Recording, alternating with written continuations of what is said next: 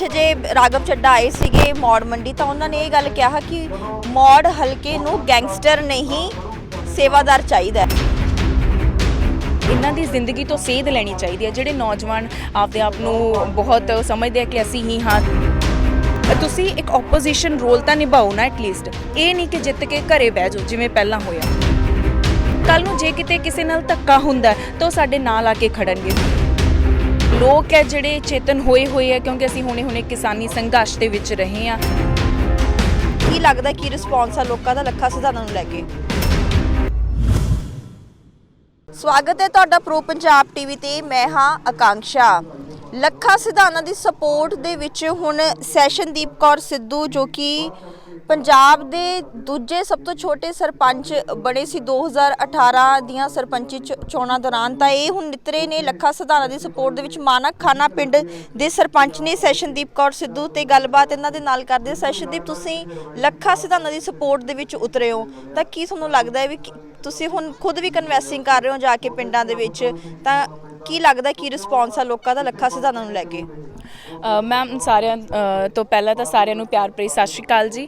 ਔਰ ਲੱਖੇ ਸਿਧਾਣੇ ਦਾ ਜੋ ਰਿਸਪੌਂਸ ਪਿੰਡਾਂ ਦੇ ਵਿੱਚ ਮਿਲ ਰਿਹਾ ਬਹੁਤ ਵਧੀਆ ਮਿਲ ਰਿਹਾ ਔਰ ਲੋਕ ਹੈ ਜਿਹੜੇ ਚੇਤਨ ਹੋਏ ਆ ਕਿਉਂਕਿ ਅਸੀਂ ਹੁਣੇ ਕਿਸਾਨੀ ਸੰਘਰਸ਼ ਦੇ ਵਿੱਚ ਰਹੇ ਹਾਂ ਤੇ ਬਹੁਤ ਵਧੀਆ ਲੋਕ ਜਿਹੜਾ ਲਖਵੀਰ ਸਿੰਘ ਵੀਰ ਨੂੰ ਸਪੋਰਟ ਕਰ ਰਹੇ ਆ ਕਿਉਂਕਿ ਉਹ ਕਹਿ ਰਹੇ ਆ ਕਿ ਅਸੀਂ ਇੱਕ ਉਮੀਦਵਾਰ ਨੂੰ ਸਪੋਰਟ ਕਰ ਰਹੇ ਹਾਂ। ਉਹਨਾਂ ਦੀ ਜੋ ਸੋਚ ਹੈ ਪੰਜਾਬ ਦੇ ਲਈ, ਪੰਜਾਬ ਦੇ ਪ੍ਰਤੀ ਕੰਮ ਕਰਨ ਦੇ ਲਈ, ਅਸੀਂ ਉਸ ਨੂੰ ਸਪੋਰਟ ਕਰ ਰਹੇ ਹਾਂ।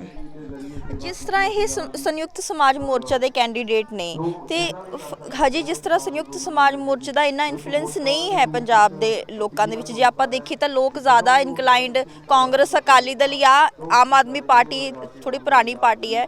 ਸਿੰਸ ਸੰਯੁਕਤ ਸਮਾਜ ਮੋਰਚਾ ਇਜ਼ ਅ ਨਿਊ ਪਾਰਟੀ ਇਨ ਪੰਜਾਬ, ਜੇ ਮੰਨ ਲਓ ਲੱਖਾ ਸਿਧਾਣਾ ਜਿੱਤ ਜਾਂਦਾ ਹੈ ਯਾਰ, ਸੰਯੁਕਤ ਸਮਾਜ ਮੋਰਚਾ ਨਹੀਂ ਪੂਰਨ ਤੌਰ ਤੇ ਬਣਦੀ ਹੈ ਸਰਕਾਰ, ਤਾਂ ਕੀ ਤੁਹਾਨੂੰ ਲੱਗਦਾ ਹੈ ਕਿ ਲੱਖਾ ਸਿਧਾਣਾ ਉਹ ਸਾਰੇ ਕੰਮ ਕਰ ਪਾਣਗੇ ਜੋ ਤੁਹਾਡੇ ਏਰੀਆ ਨੂੰ ਲੋੜੀਂਦੇ ਹੈ? ਕਿਉਂਕਿ ਨਾਰਮਲੀ ਜਿਹੜੇ ਕੈਂਡੀਡੇਟਸ ਹੁੰਦੇ ਆ ਨਾ, ਉਹਨਾਂ ਦਾ ਇਹ ਕਹਿਣਾ ਹੁੰਦਾ ਹੈ ਕਿ ਅਸੀਂ ਤਾਂ ਐਮਐਲਏ ਬਣ ਗਏ ਪਰ ਸਾਨੂੰ ਫੰਡਸ ਨਹੀਂ ਮਿਲ ਰਹੇ ਹੈਗੇ, ਤਾਂ ਇਹ ਸਾਰੇ ਐਕਸਕਿਊਜ਼ਸ ਨਾਰਮਲੀ ਹੁੰਦੇ ਨੇ ਐਮਐਲਏਸ ਕੋਲ। ਇਕੱਲੇ ਸਿਰਫ ਇਹੀ ਚੀਜ਼ ਨਹੀਂ ਹੁੰਦੀ ਕਿ ਫੰਡਸ ਨਹੀਂ ਮਿਲਦੇ ਹੈਗੇ। ਤੁਸੀਂ ਇਹ ਦੇਖੋ ਕਿ ਲਖਵੀਰ ਸਿੰਘ ਵੀਰ ਪਿਛਲੇ ਕੁਝ ਸਮੇਂ ਤੋਂ ਕਿੰਨੇ ਸਾਡੇ ਕੰਮ ਕਰ ਰਹੇ ਨੇ ਜਾਂ ਲੋਕਾਂ ਦੇ ਹੱਕ ਲਈ ਖੜ ਰਹੇ ਨੇ। ਚਾਹੇ ਤੁਸੀਂ ਪੰਜਾਬੀ ਮਾਂ ਬੋਲੀ ਦੀ ਗੱਲ ਕਰ ਲਵੋ, ਚਾਹੇ ਤੁਸੀਂ ਜਿਵੇਂ ਕਿ ਕਈ ਕੁੜੀਆਂ ਦੇ ਘਰ ਨਹੀਂ ਵਸੇ ਸੀ ਤਾਂ ਉਹਨਾਂ ਨੇ ਘਰ ਵਸਾਏ ਨੇ। ਸੋ ਇਹ ਚੀਜ਼ਾਂ ਉਹ ਕਰ ਰਹੇ ਨੇ ਪਹਿਲਾਂ ਹੀ, ਤੇ ਕੱਲ ਨੂੰ ਜੇ ਕਿਤੇ ਕਿਸੇ ਨਾਲ ਧੱਕਾ ਹੁੰਦਾ ਤਾਂ ਉਹ ਸਾਡੇ ਨਾਲ ਆ ਕੇ ਖੜਨਗੇ। ਪਿੱਛੇ ਜੇ ਸਾਡੇ ਸਰਪੰਚਾਂ ਦੇ ਨਾਲ ਵੀ ਥੋੜਾ ਧੱਕਾ ਹੋਇਆ ਸੀ ਕਿ ਗ੍ਰਾਂਟ ਹੈ ਜਿਹੜੀ ਸਾਨੂੰ ਸਿੱਧੀ ਨਾ ਦੇ ਕੇ ਉਹਨਾਂ ਨੇ ਇੱਕ ਏਜੰਸੀ ਬਣਾ ਕੇ ਉਹਨਾਂ ਦੇ ਥਰੂ ਪਿੰਡ ਵਿੱਚ ਕਰਨਾ ਚਾਹੁੰਦੇ ਸੀ, ਤਾਂ ਉੱਥੇ ਲਖਵੀਰ ਸਿੰਘ ਸਭ ਤੋਂ ਪਹਿਲਾਂ ਖੜੇ ਸੀ। ਤਾਂ ਇਹ ਤੁਸੀਂ ਇੱਕ ਆਪੋਜੀਸ਼ਨ ਰੋਲ ਤਾਂ ਨਿਭਾਓ ਨਾ ਐਟਲੀਸਟ। ਇਹ ਨਹੀਂ ਕਿ ਜਿੱਤ ਕੇ ਘਰੇ ਬਹਿ ਜਾਓ ਜਿਵੇਂ ਪਹਿਲਾਂ ਹੋਇਆ। ਘਰੇ ਨਹੀਂ ਬੈਠਣਾ, ਐਟਲੀਸਟ ਆਪਣੀ ਆਵਾਜ਼ ਚੁੱਕਣੀ ਹੈ, ਆਵਾਜ਼ ਬੁਲੰਦ ਰੱਖਣੀ ਹੈ ਤੇ ਪੰਜਾਬ ਦੇ ਮੁੱਦਿਆਂ ਤੇ ਗੱਲ ਕਰਨੀ ਹੈ। ਤੇ ਉਹ ਸਾਨੂੰ ਲੱਗਦਾ ਕਿ ਲਖਵੀਰ ਸਿੰਘ ਕਰਨਗੇ ਕਿਉਂਕਿ ਇਦੋਂ ਪਹਿਲਾਂ ਹੀ ਉਹ ਕਰ ਰਹੇ ਨੇ।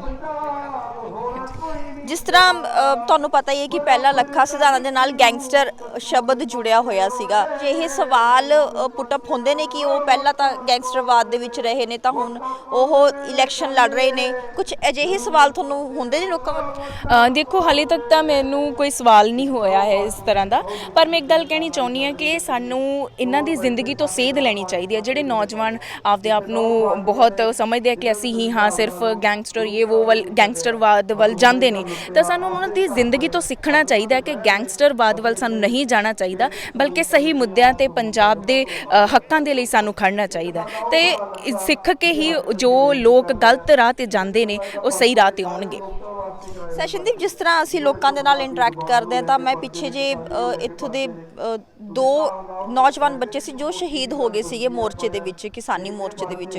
ਉਹਨਾਂ ਦਾ ਇਹ ਕਹਿਣਾ, ਉਹਨਾਂ ਦੇ ਸਪੈਸ਼ਲੀ ਜਿਹੜੇ ਘਰਦਿਆਂ ਦੇ ਨਾਲ ਮੇਰਾ ਇੰਟਰੈਕਸ਼ਨ ਹੋਇਆ, ਦੇ ਸੈਡ ਕਿ ਲੱਖਾ ਸਿਧਾਣਾ ਸੰਯੁਕਤ ਸਮਾਜ ਮੋਰਚਾ ਵੱਲੋਂ ਖੜੇ ਹੋਏ ਨੇ ਪਰ ਹਜੇ ਤੱਕ ਉਹ ਸਾਡੇ ਕੋਲੇ ਆਏ ਨਹੀਂ, ਸਾਡੇ ਨਾਲ ਕੋਈ ਗੱਲਬਾਤ ਨਹੀਂ ਉਹਨਾਂ ਨੇ ਕੀਤੀ, ਸਾਡੀ ਸਾਰ ਵੀ ਨਹੀਂ ਲਈ ਕਿ ਲੱਖਾ ਸਿਧਾਣਾ ਸੰਯੁਕਤ ਸਮਾਜ ਦੇ ਕੈਂਡੀਡੇਟ ਹੋ ਕੇ ਜਿਹੜੇ ਕਿਸਾਨੀ ਸੰਘਰਸ਼ ਦੇ ਵਿੱਚ ਸ਼ਹੀਦ ਹੋਇਆ, ਉਹਨਾਂ ਦੀ ਵੀ ਗੱਲ ਨਹੀਂ ਹਜੇ ਤੱਕ ਲੱਖਾ ਸਿਧਾਣਾ ਨੇ ਕੋਈ ਕੀਤੀ, ਕੋਈ ਉਹਨਾਂ ਦੇ ਲਈ ਮੈਨੀਫੈਸਟੋ ਨਹੀਂ ਜਾਰੀ ਕੀਤਾ। ਦੇਖੋ ਹਾਲੇ ਤੱਕ ਮੇਬੀ ਨਹੀਂ ਹੋਣਾ ਕਿਉਂਕਿ ਮੈਨੂੰ ਇਸ ਬਾਰੇ ਨਹੀਂ ਪਤਾ ਹੈਗਾ, ਪਰ ਆਉਣ ਵਾਲੇ ਸਮੇਂ ਦੇ ਵਿੱਚ ਉਹਨਾਂ ਦੇ ਪਲਾਨਸ ਆ ਜਿਹੜੇ ਉਹ ਕਿਸਾਨਾਂ ਲਈ ਹੈਗੇ ਆ, ਕਿਸਾਨਾਂ ਦੇ ਹੱਕ ਲਈ ਹੈਗੇ ਆ, ਤੇ ਆਉਣ ਵਾਲੇ ਸਮੇਂ ਦੇ ਵਿੱਚ ਉਹ ਸਾਰਿਆਂ ਦੇ ਨਾਲ ਖੜਨਗੇ, ਉਹ ਕਿਸਾਨਾਂ ਦੇ ਮੁੱਦੇ ਆ ਜਿਹੜੇ ਉਹਨਾਂ ਨੂੰ ਚੱਕਣਗੇ।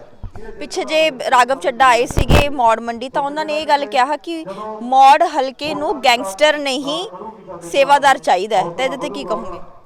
ਤਾਂ ਉਹਨਾਂ ਨੂੰ ਦੱਸ ਦੇਣਾ ਚਾਹੁੰਦੇ ਆ ਕਿ ਇਹ ਜਿਹੜਾ ਗੈਂਗਸਟਰ ਨਾਮ ਹੈ, ਸਾਨੂੰ ਉਹਨਾਂ ਦੀ ਜ਼ਿੰਦਗੀ ਤੋਂ ਸਿੱਖ ਲੈਣਾ ਚਾਹੀਦਾ ਹੈ ਕਿ ਉਹ ਇੱਕ ਸਮੇਂ ਦੇ ਉੱਤੇ ਗਲਤ ਰਾਹ ਦੇ ਉੱਤੇ ਚਲੇ ਗਏ ਸੀ ਪਰ ਵਾਪਸ ਆ ਗਏ ਨੇ ਤੇ ਹੁਣ ਉਹ ਇੱਕ ਸਹੀ ਕੰਮ ਕਰ ਰਹੇ ਨੇ ਤੇ ਲੋਕਾਂ ਦੇ ਸਾਹਮਣੇ, ਉਹਨਾਂ ਨੌਜਵਾਨਾਂ ਦੇ ਸਾਹਮਣੇ ਇੱਕ ਐਗਜ਼ਾਮਪਲ ਸੈੱਟ ਕਰਦੇ ਨੇ ਕਿ ਉਹ ਉੱਥੇ ਉਹਨਾਂ ਨੇ ਆਪਣਾ ਸਭ ਕੁਝ ਗਵਾਇਆ ਹੀ ਹੈ। ਉਹ ਖੁਦ ਦੱਸਦੇ ਨੇ ਕਿ ਮੈਂ ਆਪਣਾ ਸਭ ਕੁਝ ਗਵਾਇਆ, ਉੱਥੇ ਕੁਝ ਵੀ ਹਾਸਲ ਨਹੀਂ ਕੀਤਾ ਤੇ ਨੌਜਵਾਨ ਹੈ ਜਿਹੜੇ ਉਹ ਗਲਤ ਰਾਹ ਤੇ ਨਾ ਚੱਲਣ ਤੇ ਆਪਣੇ ਸਹੀ ਰਾਹ ਤੇ ਚੱਲਣ।